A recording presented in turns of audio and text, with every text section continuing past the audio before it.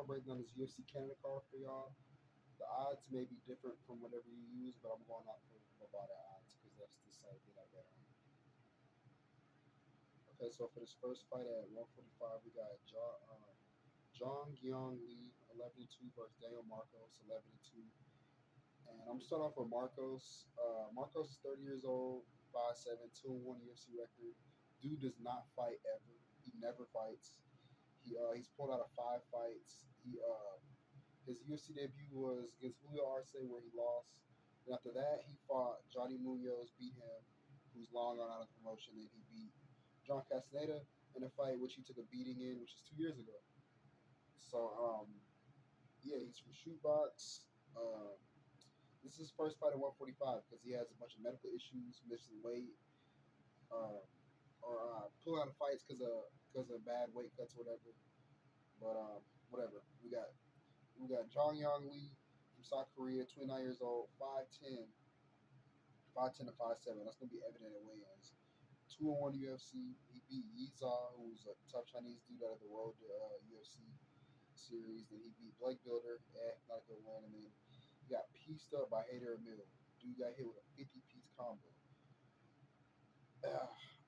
Marcos is hella hittable, even though we did just see Yeong Lee just get hit with a 50-piece combo. Like, literally, it was like 50 punches. I'm going to go with Yeong Lee just because Marcos is the type of dude, he has to take a beating. Like, he has to come back into a fight, like, the valiant effort. Like, I feel like Jeong Lee could beat Marcos just like Julio Arce did. Like, I mean, as we know, John Castaneda, he's okay. He's not a bad fighter, but he was even at one point beating Marcos. And then Johnny Munoz isn't even here anymore. So we don't even really know what kind of fighter Dale Marcos is. I kind of have an idea. Um, Jeong Lee is a slight favorite, which is a surprise to me, but I'm going him. I'm going him all day. I think I saw he was like minus like 130 something favorite at the time, but I'm pretty sure he'll go to be something bigger than that. But I'm gonna go him. Jeong. Okay, so at 205 we got Modestas Bukauskas, 17-6 versus Yeong Cutelaba, 19-10-1. Uh, Bukauskas, it's such a funny name. 31 years old, from Lithuania, trains out of England. Hardy trains with Tom Aspinall or whatever. 5-4 UFC record off of 2 stints. He's on a little win streak. He beat Rafael Cerqueira. Then he beat Marcin Prashnia. Then he beat Zach Palga. And he beat Tyson Pedro. Actually, I'm not sure if he's on a win streak. Those are just his wins because he did get slept by Vitor Petrino. But yeah, second stint.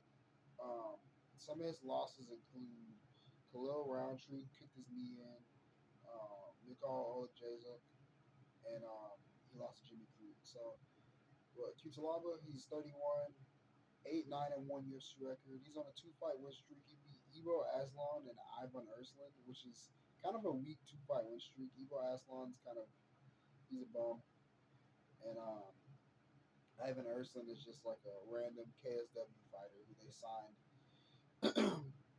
just to fill in and fight somebody on short notice, who's also on this card actually. And then some of Eon's losses are Felipe Lins, Kenny Nzechukwu, Johnny Walker, Ryan Spann, fought Almakhan twice. So he's fought everybody. Motherfuckers fought everybody. So we know a lot about him. We know his ceiling. He's really hit or miss. He's random. He's real random, but I feel like Modestas beats him. I feel like it's a comfortable win for him. Modestas is on this little comfortable climb. It's good that he's getting good karma after getting his knee literally kicked in by Khalil Roundtree. I'm sure that was horrible. But yeah, it's even money fight. I'm surprised that it's even money, but I'm gonna go with Modestas pretty comfortably. It could be, you never know, because Yeong Cutelaba is an absolute crash out, and Modestas isn't elite by any chance, but I feel like he's getting better as a fighter, so I'm gonna go him comfortably. So another 205 fight, we got Navajo Sterling 6-0 versus Ivan Erslan 14-4. Navajo is 27 years old, 6-4 out of City Kickboxing. Apparently, he's some kind of world champion kickboxer. I've honestly never watched film on him or this guy Ivan Erslan. I've just seen their past fights. Dana White Contender Series guy. He just went the distance with Tuko Tokos. I mean, it's good at least he was able to go the distance because he was just knocking everybody out in round one or round two, whatever. But yeah, I mean, Tuco Tokos is not a good fighter. I mean, of course he kicked my ass, but like compared to like the other guys in the division, he's not a good fighter. He's not UFC level at least. But this guy Erslan, 33 years old, out of Croatia, 0-1. He was the fill-in against Yeong Cutelaba. Um, like I said, a random KSW guy. I mean, I don't know, man. I mean, I usually don't like to bet um, favorites that are so like. Cause I think Navajo Sterling's like a minus like 280 something favorite, almost like minus 3-1, minus 300 favorite. I usually don't like to bet guys that don't have as many fights. Like Erslan's got 18 fights, about to be his 19th fight. This is gonna be Navajo's 7th. But Ivan Erslan isn't a grappler. He's gonna just mainly box. From historically speaking, that's just what he is. Apparently, he's mainly a boxer. You can see by even by his record, he a lot of his punches or a lot of his finishes are by punches and TKO. Um, I gotta go Navajo, I guess, just because he is an actual striker. But Navajo's day is coming. I think his day is coming, unless he evolves. You know, he could evolve, but he's like a what's that other guy at City Kickboxing? The guy that just fought Jan Blachowicz. Can't remember his name for the life of me, but for the sake of this video, I'm not gonna. Um, Carlos Ulbrich. He's like that kind of guy. So you know he's gonna evolve, and but I'm gonna go him pretty comfortably in a striking match. So women's 125, we got Jessica Andrade, 26-13 versus Jasmine Jasudavicius. Crazy name, Jasudavicius. 13-3. Andrade is 33 years old, 17-11 UFC record. That is a lot of fucking fights. This bitch has 28 fights in the UFC. Her most recent activity is a loss to Natalia Silva, who Natalia Silva respectively pieced up both of them. She pieced up Jasudavicius in her first fight, and she pieced up Andrade as of recently. Um, she has a split decision win over Marina Rodriguez. She finished Mackenzie Dern. She got subbed by Tatiana Suarez, respectively, and she lost to she got knocked out by Yang Jalan. Andrade is 5-1. Jasudavicius, she's 36 years old, 5'7", 72 UFC. Her losses are Tracy Cortez and that's Natalia Silva. And her wins worth mentioning, her only wins worth mentioning are Mara Buena Silva, Priscilla Cacciabiti Cachera, and Miranda Maverick. I believe Jasudavicius, uh, I don't know how she does it. Like, I mean, she's just gonna mix it up. She's a lot bigger than Andrade. She's gonna put her body on her. She's gonna wrestle her. She's gonna touch her up. I don't know if she subs her because Andrade doesn't really get jiu-jitsu, but she just has a will to win. Out of all the girl fighters, Jasudavicius has one of the biggest wills to win. She has to be really, really, really outmatched to lose fights, and that's what I saw with her versus Tracy Cortez and Natalia Silva. Even if the girl is like a tank, a lot stronger than her, like against Miranda Maverick, she'll still find a way. This is why Jazz is minus 280 versus Andrade is plus 230. You know, she can. This girl can fight. She's tough. And she's a young 36 years old. She hasn't been in combat sports very long. 13-3. You know, 16 fights. 36 years old, as opposed to Jessica Andrade's 39 fights at 33 years old. You know, that's pretty nuts. But yeah, I'll go Jasudavicius. I'll go Jasudavicius in a war over the good gatekeeper Jessica Andrade.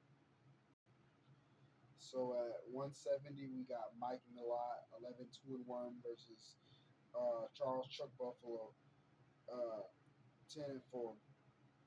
Mike Mallott, 33 years old, 6'1", 4-1 UFC record. He got wins over Mickey Gall, Johan Lanise, Adam Fuggett, and Trevin Giles. And he got finished by Neil Magny. Moment of silence. And then we got Radke, 34 years old, 5'9", 3-1. He just knocked out Simmelsberg, which is nuts. He beat Gilbert Urbina and he beat Blood Diamond. He got his soul kneed out of him by Carlos Freitas. I don't know, man. The odds are minus 230, and I don't agree with that. To Mike Mallott. Mike Mallott is minus 230 favorite to Chuck Buff's plus 190. I mean, Charles Radke probably gets finished. Not finished. He loses to Neil Magny, but not the way Mike Mallott lost to Neil Magny. He wouldn't lose like that. That was bad, bro.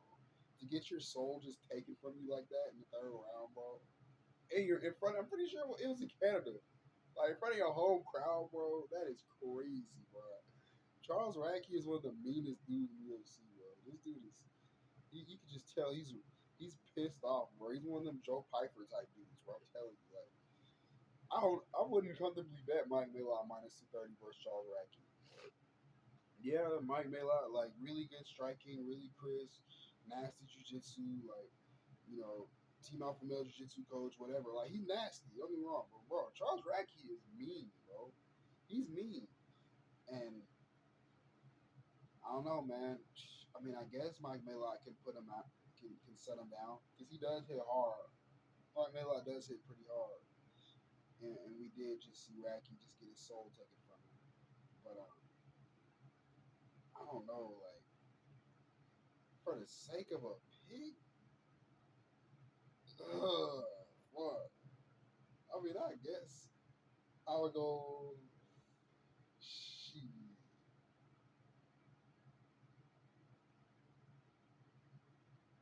I know Mike Mallott, just because Mike Mallott do hit hard as fuck. He is hella crisp, and he got hella good jiu-jitsu, so I go Mike Mallott. All right, so for this next fight at 185, we got the Uncle fight. Marc-Andre Barriault, 16-9 versus Bruno Silva, 23-12. Like I said, it's the Unc fight. Barriault, 35 years old, 5'8", 3-fight losing streak. Just got knocked out by Dustin Stoltzfus, which is crazy. I don't know who he's ever knocked out. And then he got he got one punch by Joe Pyfer, and then he lost a split to Chris Curtis. Some of his W's include Eric Anders, Julian Marquez, and Jordan Wright. But his best win is Eric Anders. That's crazy. That's all I'm gonna say. Bruno Silva, 35 as well, 4-6 UFC record. He's on a 4-fight losing streak, which includes Ismail Nardiev. He's like the Austrian superboy, like good striker. He lost to Chris Weidman on the controversial eye poke thing. He legit got finished by eye poke. He got pieced up by Sharp Bullet off, literally from the guard too. That was crazy. And then he got choked out by Britt Allen. I don't know. Barriault's minus 150 favorite to Silva's plus 130. I don't know, bro. Like, because Barriault can get knocked out any given moment. Like, that dude be getting slept. Like, most of his losses is him getting knocked out. Like, swear. Like, I'm surprised he didn't get knocked out by Chris Curtis. Like, that's wild. And Bruno Silva, I don't know, bro. Like, he just gets bad matchups. He'll get poked in the eye. Just like, I don't know, bro. All kind of crazy shit. He's hit or miss. He gave Alex Pereira his toughest fight. And then he got fucking... He just went out. He got cursed after that. It was weird.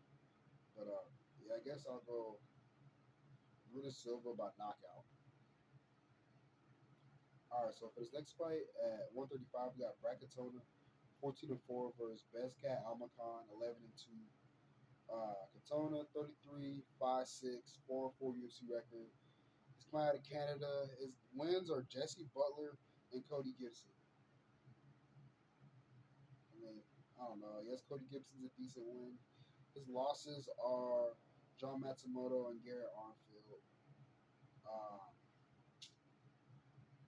That kind of just shows you his ceiling. That shows you right there. You losing to Garrett Armfield. Garrett Armfield's not a bad fighter, but if you lose to him, you're definitely not. You're not top 20.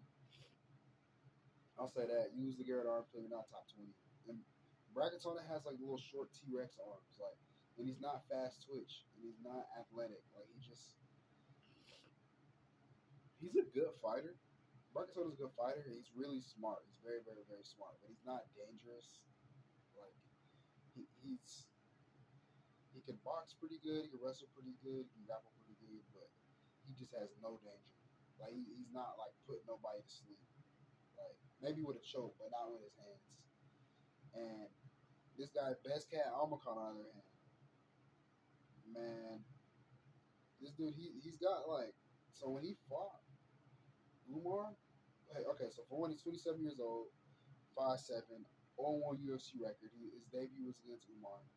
When he fought Umar, it looked like they were both fighting in the Matrix. How fast this motherfucker was moving, bro. This guy Almakhan is so fast, bro. He hit Umar on the temple with like an overhand, bro, and sat him down, bro. I didn't even see it till the end of the round in the replay, bro. He hit him on his temple so goddamn fast, bro. Begs that, because those Kazakhstanis are hit or miss. Some of them suck, and some of them are pretty good. Begzat is one of the good ones. He's very fast twitch. His record is 11-2, but he has a bunch of like fights that don't count his record. He would be Begzat would be 21-2 if included those other fights that he had, but they don't count those fights because it's like, I forgot what somebody was saying. It's like the Kazakhstan's version of MMA, where they don't let you on the ground for any long, like there's like a time limit while you're on the ground, so they like to have to get back up real fast, or they stand them up. But Begzat, he's nasty, bro. And his one loss, or before the UFC, was to this Kyrgyzstan guy who's like 21-0 or some shit like that. Like, so he's you already know, Asia and Europe is full of fighters that could fight in UFC easily and just dominate just off of their grappling. But yeah, I mean, Begzat is minus 180. I'm surprised he's not minus 300 because he's about to piece Bragatona up. I think he's about to put a beating on him. So yeah, I'm going Begzat. Okay, so for this next fight, I'm not going to spend much time on because Benoit Saint Denis is literally minus 1200. Benoit Saint Denis 13-3 versus Kyle Prepolec 18-8. Kyle Prepolec literally is just filling in for Joel Alvarez. Joel Alvarez is about to put a beating on Benoit Saint Denis. I hate it. Hate to say it, but he's about to put a beating on him. Kyle Prepolec is just some dude that's actually from Canada. He was already there, so they're like, fuck it, fill in. You get to fight Benoit Saint Denis, you get your ass kicked, and get a check. Benoit Saint Denis is about to kill this dude. Not actually kill him, but he's about to beat the hell out of this dude. Like, bro, cool, congratulations. You get to fight in front of your home crowd, but you're fighting Benoit Saint Denis, literally a fucking former special forces Frenchman. Like, bro, this dude's about to kill you, bro. Like, I'm definitely taking the under. He's definitely about to finish this dude. Probably in like a minute and a half. So I'll go Benoit Saint Denis. Okay, so we got at 135, we got Jose Aldo 32-9 versus Eamon Zahabi 12-2. Hate to say it, Eamon Zahabi, it ends fucking tonight, bro. It ends tonight. Bro's good. I never thought I'd see the day Eamon fucking Zahabi is fighting Jose Aldo. Who the fuck had that on their bingo card? Like, literally. Seriously, Eamon Zahabi, bro. Like, crazy, bro. 37 years old. Jose Aldo, 38 years old. Bro, Jose Aldo has like 41 fights to Eamon Zahabi's 14. And these motherfuckers are a year apart in age. Jose Aldo about to beat the shit out of this dude, bro. About to fuck Eamon Zahabi up. Like, I like Eamon Zahabi's game because, like, his Faraz Zahabi, like, TriStar, they're hella smart. I love that gym. That's one of my favorite gyms ever. Like, they're so good. So good. But, bro, Jose Aldo, bro, you can't. That's your kryptonite for your brains, bro. Like, Eamon Zahabi is not athletic. Like, bro, Amos Zahabi, bro. Okay, so for one, he fights once a year. He's on a 5 fight win streak, but he fights once a year. His 5 fight win streak is Draco Rodriguez 2021, Ricky Tercios 2022, Ariki Lang 2023, Java Vosserat 2024, Munoz 2024. So okay, like 2024 was the first time he fought like twice within a year and like ever. But that's what's up though. He has a cool win streak. He has a cool win streak. He's fucked up some parlays for me. He's obliterated some parlays for me.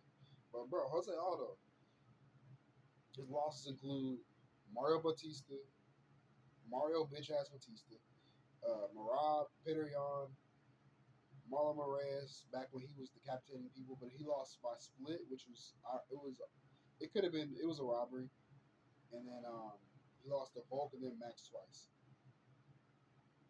Bro, Amos Zahabi is not in the league of any of those guys I just mentioned. Maybe he beats Mario bitch ass Batista, and he definitely beats Marlon Moraes as of now, but he's not beating Marab, Beyond, Volk, and damn sure not Max. Aldo's minus 220 to Amon's plus 180. I'm surprised Amon's made it this far, and he's a good fighter, but Aldo is about to light this dude up like a Christmas tree. So for this next fight at women's 125, we got Alexa Grasso, 16-4-1 versus Natalia Silva, 18-5-1. Grasso's 31 years old, 8-4-1 UFC. She's coming off of her trilogy with Shevchenko, where she went 1-1-1. She has wins over Viviana Araujo, Joanne Wood, and Macy Barber as of recent. Natalia Silva, 28 years old, 6-0 in the UFC. She just beat Andrade. She beat Araujo. She beat Andrea Lee. She beat Victoria Leonardo, and she beat Jasudavicius in her debut. This is a big step up in competition for her. Uh, I don't know. I don't think Grasso can really do much to stop Natalia Silva's elite taekwondo, her elite striking. I think she is touched up too. Alexa Grasso is going to get pieced up. Um, she's going to be in Natalia Silva's face. She's going to be trying to wrestle, but I just think Natalia Silva is too strong. She's too quick. I think Alexa Grasso is going to get hit a lot, and I just think that the 125-pound division is kind of evolving right now. Girls like Manon Fiorot, she did beat Macy Barber, which is cool, but I think she'll be a gatekeeper to like Manon Fiorot. I think Natalia Silva and Manon Fiorot is the fight to make, which kind of just leads me into my next prediction.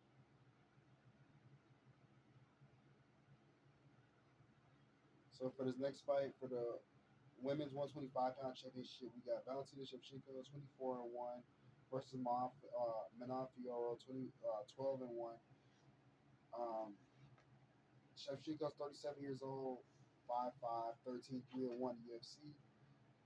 Um, she's like I said, she's coming off that trilogy with Grasso, which is their 1-1-1. She has a split decision win over Talia Santos. She beat former drug addict Lauren Murphy, and yeah, I guess she's been cutting it close here.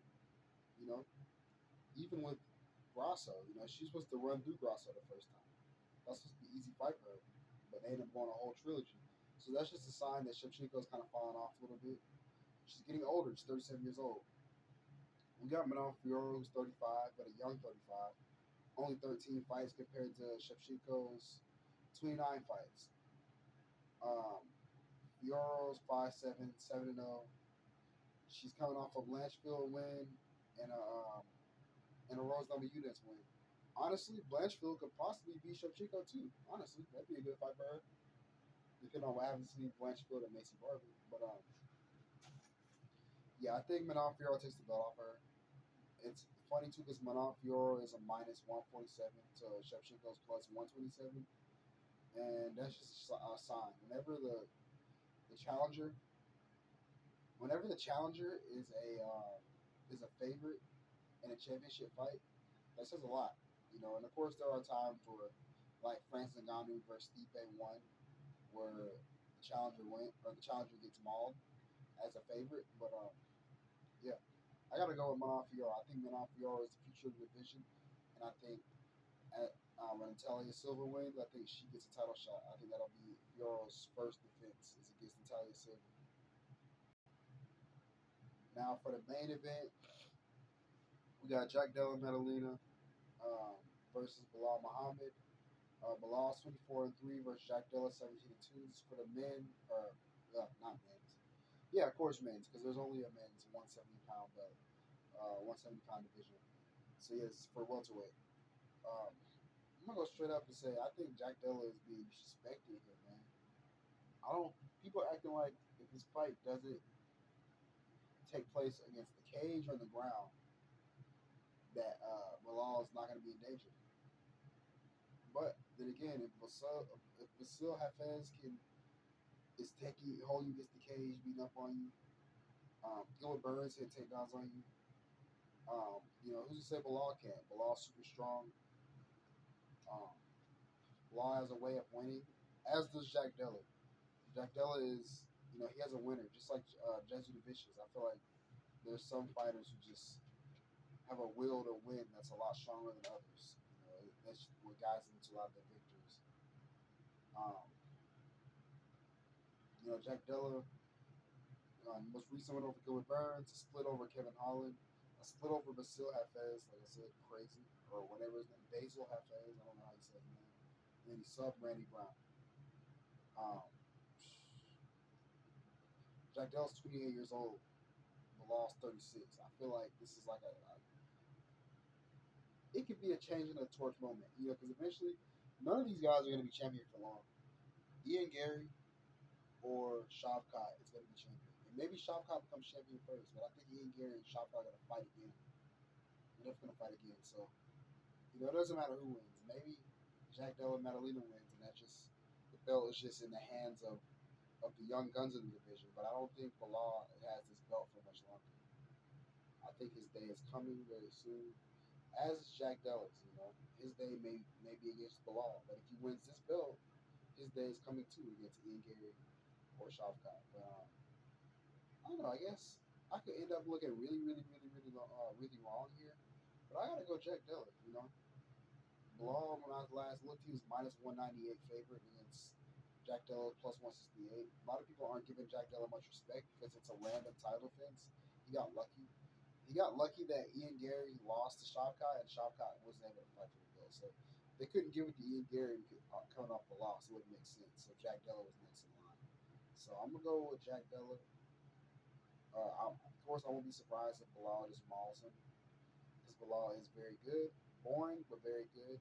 But, yeah, go with Jack Della. And that's it for the card. Bet responsibly.